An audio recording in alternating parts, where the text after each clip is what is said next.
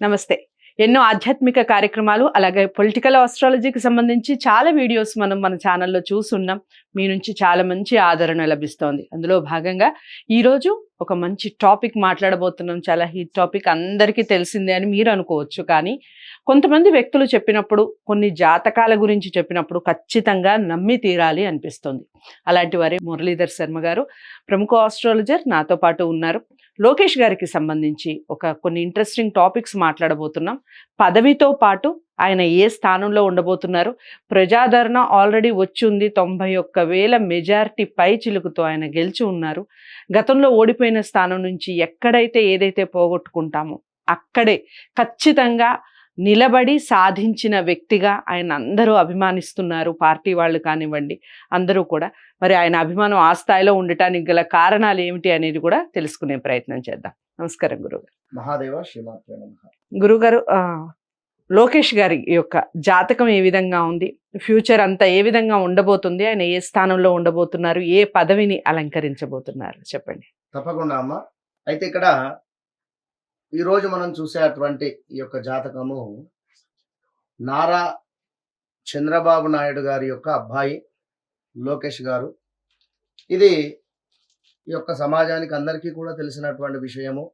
అదేవిధంగా మరి యొక్క లోకేష్ గారిని పప్పు అని చెప్పి కానీ, లేదా ఇంకా భాషపరంగా చాలా విమర్శలు, ట్రోలింగ్స్ కు రైట్, గురి అయినటువంటి వారు యొక్క లోకేష్ గారు వాస్తవానికి కూడా. అవును. మరి వీరిది వచ్చేసి కృత్తికా నక్షత్రము, భరణి నక్షత్రము మధ్యలో వీరి జాతకం ఉండడం జరిగింది. ఓకే. ఇటు కృత్తిక, ఇటు భరణి, రెండింటిని కూడా తీసుకునేటువంటి పరిస్థితి. మరి లగ్నం మాత్రము తులా లగ్నంగా, లగ్నంలో శని భగవానుడు ఉచ్చబొందినటువంటి పరిస్థితి. విన్నారా? శని భగవానుడు ఉచ్చబొందినటువంటి పరిస్థితి.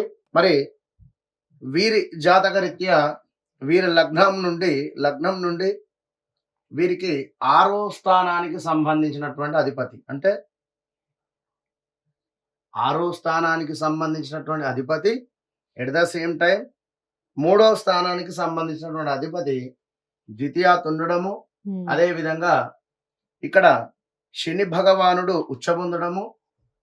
ఈ శని భగవానుడి యొక్క స్వక్షేత్రము వీరికి 4, 5వ స్థానం.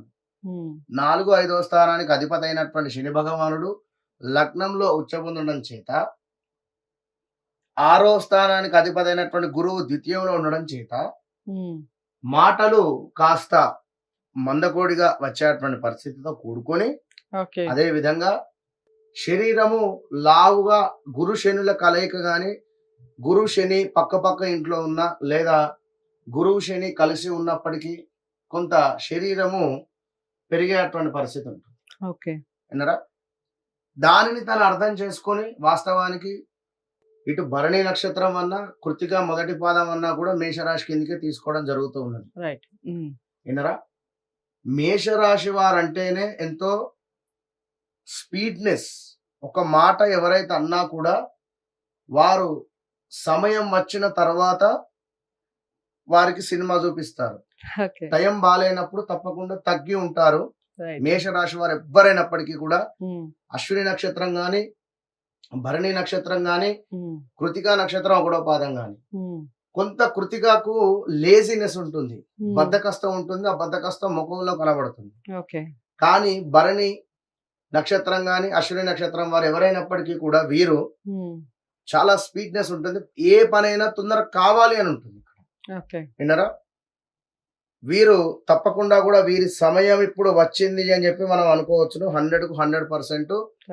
2021 నుండి 2039 వరకు కూడా ఈ 18 సంవత్సరాలలో ఒక 15 సంవత్సరాలు మినిమం కూడా 14 సంవత్సరాలు వేసుకుందాము.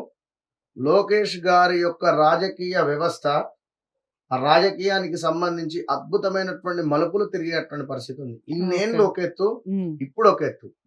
ఏ మనిషికైనా కూడా రాహు దశ గాని, కేతు దశ గాని, ఇవి 2 మాత్రమే మనిషి యొక్క జీవితాన్ని మొత్తము మార్చేస్తాయి.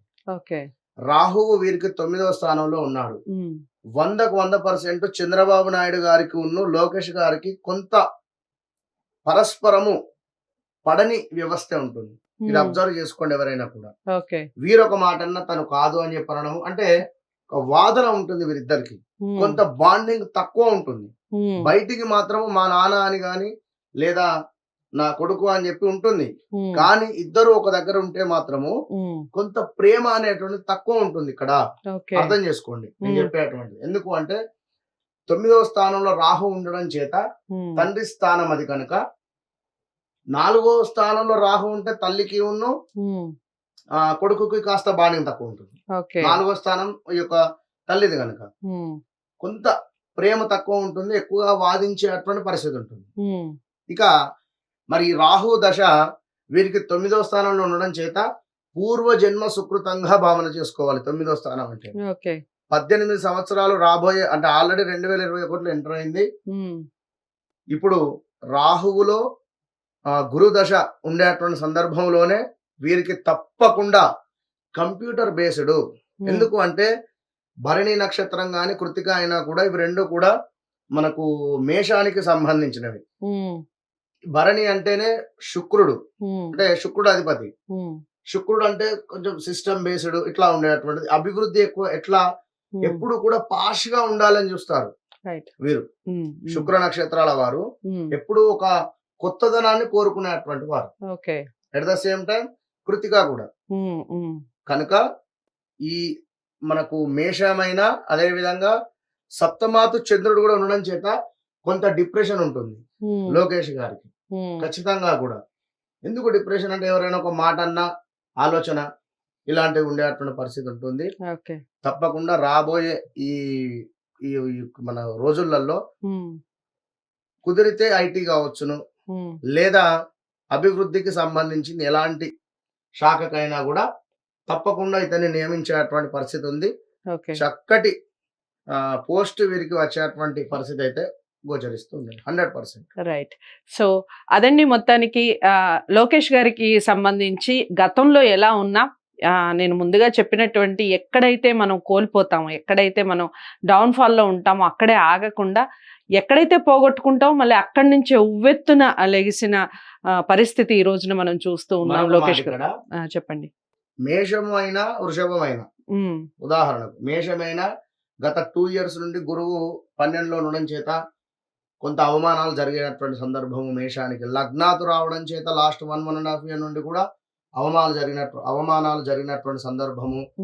ఇలా ఇవన్నీ ఉన్నవి ఏది గోచారంలో. ఇప్పుడు మేషరాశి వారికి ద్వితీయాత్ గురువు వెళ్ళాడు కనుక వీరి మాటే శాసనం అయ్యేటువంటి పరిస్థితి కూడా. రైట్. సో మనం చూస్తూ ఉన్నాం లోకేష్ గారి పరిస్థితి చూస్తే ఎక్కడైతే కోల్పోయారో, ఎక్కడైతే పార్టీ తన్ని నిలబెట్టి ఖచ్చితంగా గెలుస్తాను అనుకొని లాస్ట్ టైం నిలబడిన పరిస్థితి మంగళగిరిలో, అక్కడ ఓడిపోవడం జరిగింది. చాలా విమర్శలు ఎదుర్కొన్నారు. నిజానికి పవన్ కళ్యాణ్ గారు కానివ్వండి, లోకేష్ గారు కానివ్వండి ఎదుర్కొన్నటువంటి విమర్శలు ఇంకా ఏ రాజకీయ నాయకులు అన్ని విమర్శలు ఎదుర్కోలేదేమో, అన్ని విమర్శలు ఎదుర్కొన్నారు. కానీ ఇద్దరూ కూడాను చాలా భారీ మెజారిటీతో అటు పార్టీని తీసుకొచ్చిన పవన్ కళ్యాణ్ గారు, ఇటు పార్టీలో ఒక కీలకమైన పాత్రలో వెళ్ళబోతున్నారు లోకేష్ గారు. మనందరం అభినందించాల్సిన విషయమే ఒక రకంగా చెప్పాలి అంటే. ఇక తన జాతకానికి సంబంధించి మురళీధర్ శర్మ గారు చెప్పినటువంటి విషయం, అటు ఐటీ కానీ లేదా ఇటు అభివృద్ధికి సంబంధించి పట్టణాభివృద్ధి కానీ, ఇలా అభివృద్ధికి సంబంధించిన ఏదో ఒక స్థానంలో మనం లోకేష్ గారిని ఫ్యూచర్లో చూడబోతున్నాం. మంత్రి పదవి వరించబోతుంది అన్నట్టుగా చెప్తున్నారు. చూద్దాం ఎలా ఉంటుంది అనేది. ఏదేమైనప్పటికీ పార్టీ చాలా ఘన విజయం సాధించింది కాబట్టి కీలక పాత్రనే పోషిస్తారు అని అనుకోవాలి. Wait and see. సో ఈ వీడియో అందరికీ నచ్చుతుంది అని అనుకుంటున్నాను. నచ్చితే తప్పకుండా లైక్ చేసి షేర్ చేయండి. ఛానల్ని సబ్స్క్రైబ్ చేసుకోండి. మరో మంచి వీడియోతో మళ్ళీ మీ ముందుకు వస్తాను. నమస్తే.